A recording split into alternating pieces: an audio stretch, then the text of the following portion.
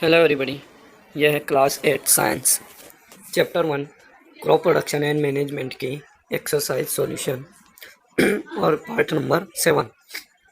इस पार्ट में मैं आपको एक्सरसाइज के सॉल्यूशन सोल्व करवाने वाला हूं।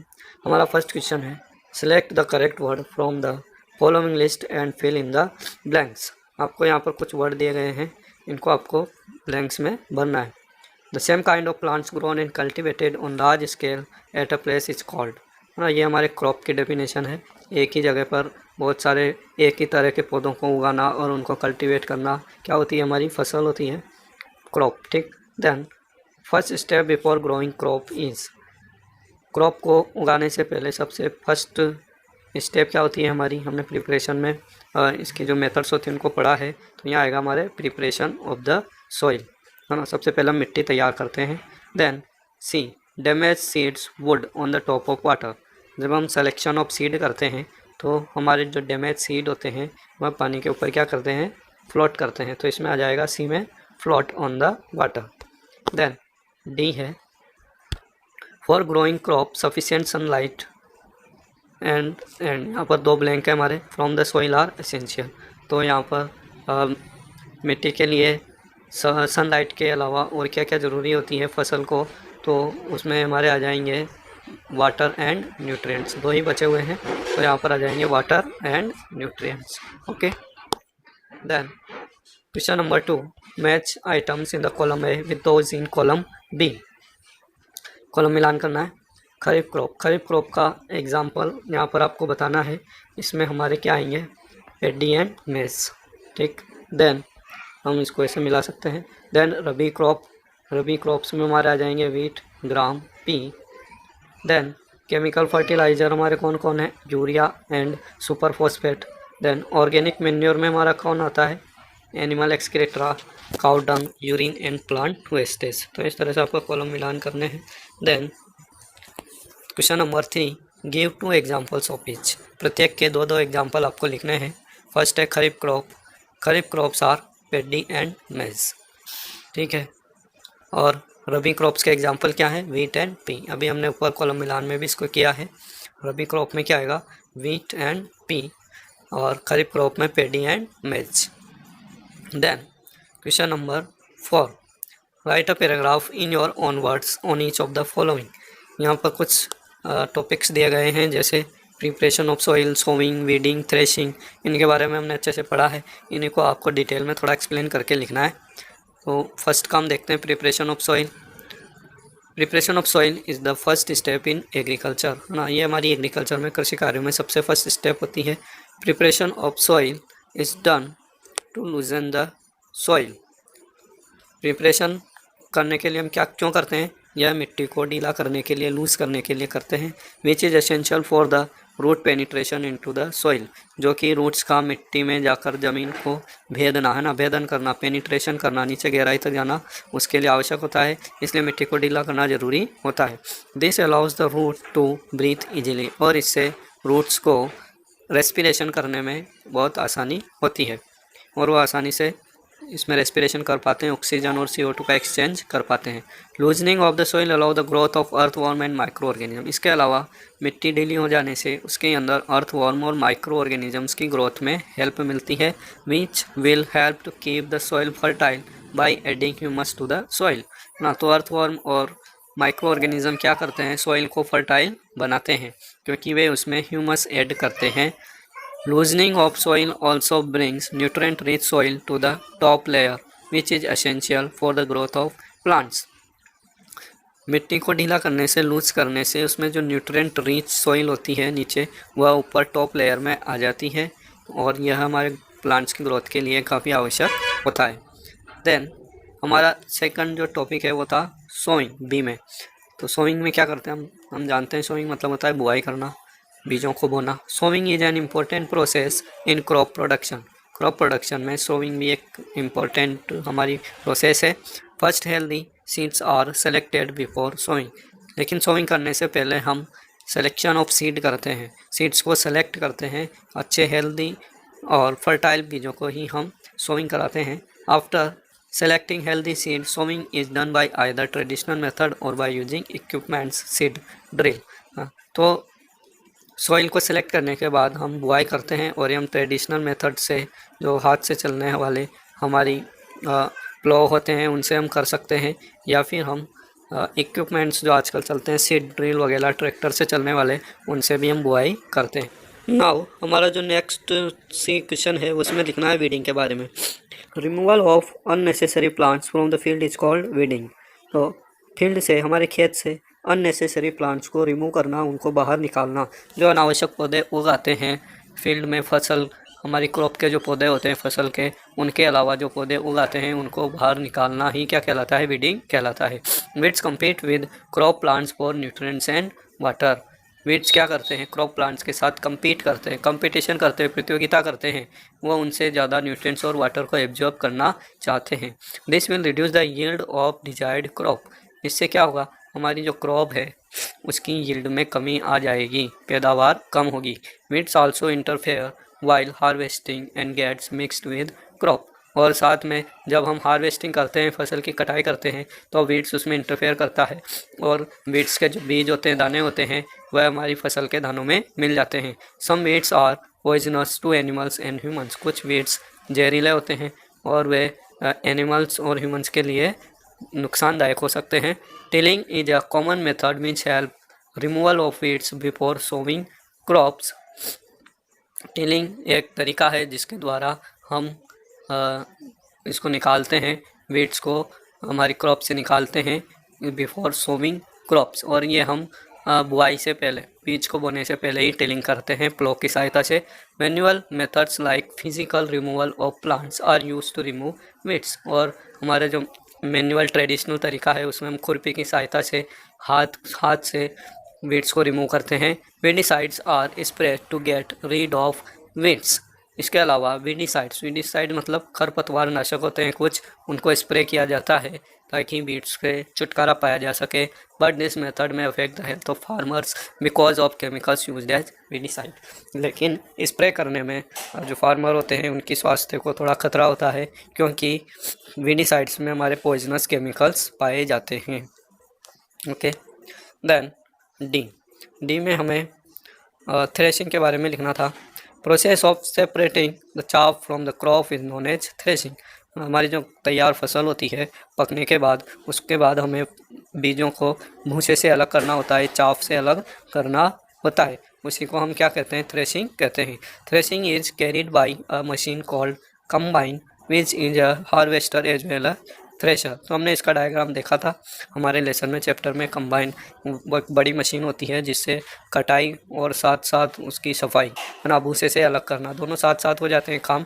तो वह हार्वेस्टर भी है और थ्रेशर भी है, काटने वाले भी हैं और दानों को साफ करने वाली भी है। Threshing is also done by winnowing when to blow of wind is used to separate the chaff from crops.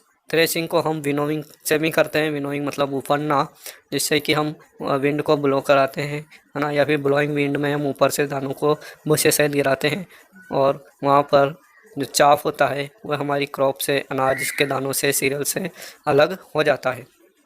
Then question number 5, explain how fertilisers are different from manure. तो यहाँ पे आपको डिफरेंस लिखना है फर्टिलाइजर्स में और manures में। तो यहाँ पर फर्टिलाइजर्स और मैन्योर्स में डिफरेंस लिखा गया है।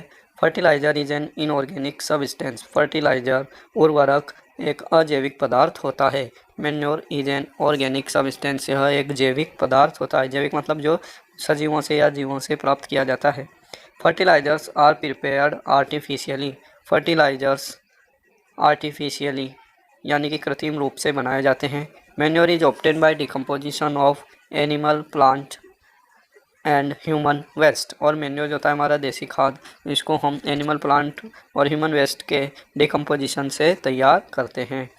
प्रिपेयर्ड इन फैक्ट्रीज, इसे हम फैक्ट्रीज में तैयार करते हैं।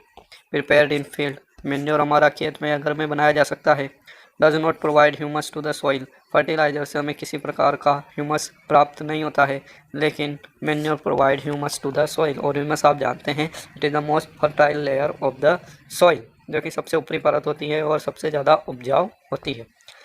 Fertiliser rich in plant nutrients. Fertilisers में न्यूट्रिएंट्स की मात्रा ज़्यादा होती है और मैन्योर में वहीं रिलेटिवली लेस प्लांट न्यूट्रिएंट्स पाए जाते हैं। Long terms usages has adverse effect on soil. Fertilisers का ज़्यादा यूज करने से, लॉन्ग टर्म तक, लंबे समय तक यूज करने से मिट्टी पर इसका विपरीत प्रभाव पड़ता है। वहीं long term usages improve soil fertility. Manure मिट्टी पर कोई विपरीत प्रभाव नहीं डालता है और वह उसकी जो फर्टिलिटी होती है उसको और अधिक बढ़ाता है। What is irrigation? Question number 6 है हमारा, व्हाट इज इरिगेशन? सिंचाई। सिंचाई क्या होती है? Describe two method of irrigation which conserve water. और आपको ऐसे दो तरीकों के बारे में लिखना है जिनसे हम वाटर को कंजर्व कर सकते हैं, यानी पानी की बचत कर सकते हैं। तो यहाँ पर आपका बहुत इंपॉर्टेंट प्रश्न है, इसको आप थोड़ा मार्क करके रखें एग्जाम की दृष्टि से। देन सॉल्यूशन है, the supply of water to crops at regular intervals is called irrigation. Regular interval पर, है ना, एकदम नियमित अंतराल पर फसल को पानी की सप्लाई करना, आपूर्ति करना इरिगेशन यानी सिंचाई कहलाता है। Method of irrigation which conserve water are, और यहाँ पर दो तरीके लिखे हुए हैं जिनसे हम पानी की बचत कर सकते हैं। फर्स्ट है ड्रिप इरिगेशन। ड्रिप इरिगेशन मतलब बूंद बूंद सिंचाई। Here the water goes drop by drop directly into the roots. This method is very useful. It conserves the water and also help in avoiding weeds. इसमें पानी directly जड़ों में पहुंचाया जाता है। पौधे की जो बिल्कुल निचला स्तर होता है ज़मीन के पास, उधर इसको बूंद बूंद करके एक पाइप की सहायता से डाला जाता है।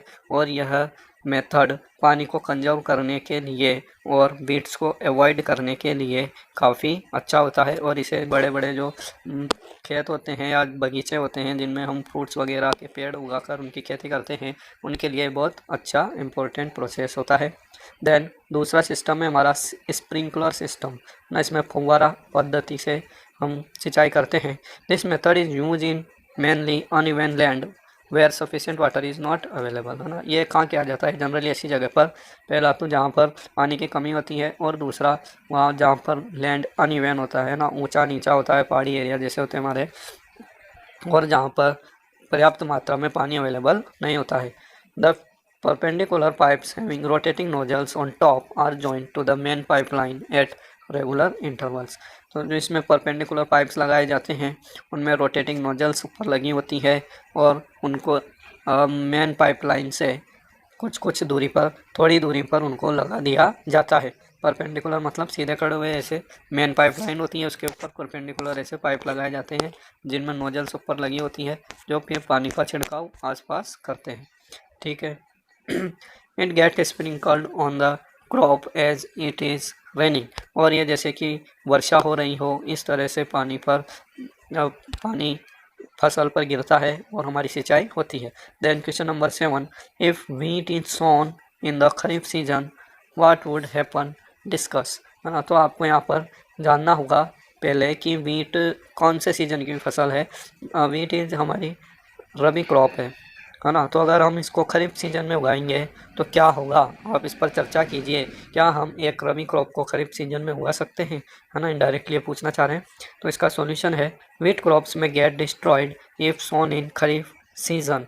अगर हम व्हीट क्रॉप को खरीफ सीजन में बोएंगे तो वह ख़राब हो सकती है, डिस्ट्रॉय हो सकती है, बिकॉज ऑफ अनफेवरेबल टेम्परेचर, क्योंकि उस समय उसको उपयुक्त तापमान नहीं मिलता है। उसके अलावा pest and adaptable conditions for the plants to grow. उसके अलावा उसको जो पेस्ट होते हैं वहाँ पर कीड़े मकोड़े होते हैं, और दूसरी एडाप्टेबल कंडीशंस होती हैं, जलवायु वहाँ पर भिन्न होती है ना। तो ऐसी चीज़ें उसको नहीं मिलती प्लांट को ग्रो होने के लिए, तो वो नहीं उग पाएंगे। Kharif come during the rainy season. Kharif फसल हमारे रेनी सीजन के दौरान उगाई जाती हैं, वर्षा के दिनों में। Hence it is not a wise idea to grow wheat in kharif season. तो खरीफ सीजन में व्हीट को बोना एक अच्छा विचार नहीं है, ठीक है, क्योंकि हर फसल एक निश्चित मौसम में, क्लाइमेटिक कंडीशंस में ही उग पाती हैं। Explain how soil get affected by the continuous plantation of crops in a field. यदि हम किसी खेत में, फील्ड में लगातार प्लांटेशन करते हैं, फसल बोते रहते हैं, खेती करते रहते हैं, तो वहाँ की सॉइल पर क्या प्रभाव पड़ता है, वो किस तरह से प्रभावित होती है। इसका सॉल्यूशन है, plants require nutrients for their growth. Plants को उनकी वृद्धि के लिए न्यूट्रिएंट्स की आवश्यकता होती है। Without optimum nutrients plants will die. यदि उन्हें उपयुक्त मात्रा में न्यूट्रिएंट्स नहीं मिलेंगे तो प्लांट्स क्या हो जाएंगे, डाई हो जाएंगे, मर जाएंगे। Continuous plantation of crops result in depletion of certain nutrients like nitrogen, phosphorus, potassium etc। यदि हम लगातार वहाँ प्लांटेशन करते रहते हैं, फसलें बोते रहते हैं, तो वहाँ पर नाइट्रोजन, फॉस्फोरस और पोटेशियम जैसी न्यूट्रिएंट्स की कमी, मिनरल्स की कमी हो जाती है। This result in the decrease of yield due to loss of nutrients. Hence, there should be a gap between crops in order to get a good yield। तो इससे हमारी जो yield होती है, उपज होती है, पैदावार होती है, वह डिक्रीज हो जाएगी, कम हो जाएगी। और इस वजह से हमें क्या करना चाहिए, क्रॉप्स उगाते हैं तो उनके बीच में गैप हमें रखना चाहिए। एक आध मौसम हमें भूमि को वैसे ही फैलो या परती छोड़ना चाहिए। Question number 9, what are weeds. Weeds क्या होते हैं, खरपतवार क्या होते हैं, how can we control them, हम उनको कैसे कंट्रोल कर सकते हैं, ये भी हमारा एक इंपॉर्टेंट अच्छा क्वेश्चन है। Solution, in a field many other undesirable plants may grow naturally along with the crop. हमारे फील्ड में बहुत से अनडिजायरेबल प्लांट्स, अवांछनीय पौधे क्रॉप की फसल के साथ उग आते हैं। These undesirable plants are called weeds. इन्हीं अनडिजायरेबल प्लांट्स को वीड्स कहा जाता है। Weeds can be controlled by method called weeding. और वीड्स को कंट्रोल करने के लिए हम जो प्रोसेस करते हैं उसे क्या कहते हैं, weeding. Tilling before sowing of crop help in uprooting and killing of weeds. Sowing करने से पहले, बुआई करने से पहले हम प्लो की सहायता से टिलिंग करते हैं, तो इससे हमें उसमें हेल्प मिलती है वीड्स को जड़ से उखाड़ने में और उनको किल करने में। Which may then dry up and get mixed with soil. जो कि यदि वह मिट्टी से उखड़ जाएंगे तो सूख जाएंगे और मिट्टी में वापस मिल जाएंगे, वो डिकम्पोज हो जाएंगे। Weeds are also controlled by using certain chemicals called weedicides. इसके अलावा कुछ केमिकल्स का यूज करके भी, जिनको हम वीडिसाइड कहते हैं, खरपतवार नाशक का यूज करके भी हम वीडिंग्स कर सकते हैं या वीड्स को ख़त्म कर सकते हैं। Then question number 10, arrange the following boxes in proper order to make a flow chart of sugar cane crop production. ये देखिए यहाँ पर हमने इसका फ्लो चार्ट बनाया है। जो हमारी मेथड्स होती हैं एग्रीकल्चर में, उन्हीं मेथड्स को हमें इनको यहाँ पर लिखना है। प्रिपरेशन ऑफ सॉइल, फिर हम फ्लोइंग करते हैं, सोइंग करते हैं, मैन्योरिंग करते हैं, इरिगेशन करते हैं। ये सभी हमें शुगर केन की क्रॉप को तैयार करने के लिए भी करनी पड़ेगी, तो उन्हीं को हम यहाँ पर लिख रहे हैं। सोइंग के बाद manuring, irrigation, harvesting, seed, sending crop to sugar factory, है ना। तैयार होने के बाद, हार्वेस्टिंग के बाद हम उसको शुगर फैक्ट्री में भेजते हैं। तो इस तरह से आपको फ्लो चार्ट बनाकर लिखना है। It is very simple and easy I think. आपको ये वीडियो कैसा लगा कमेंट करके बताइए, and like and subscribe this channel for more video and notification. Okay, thank you.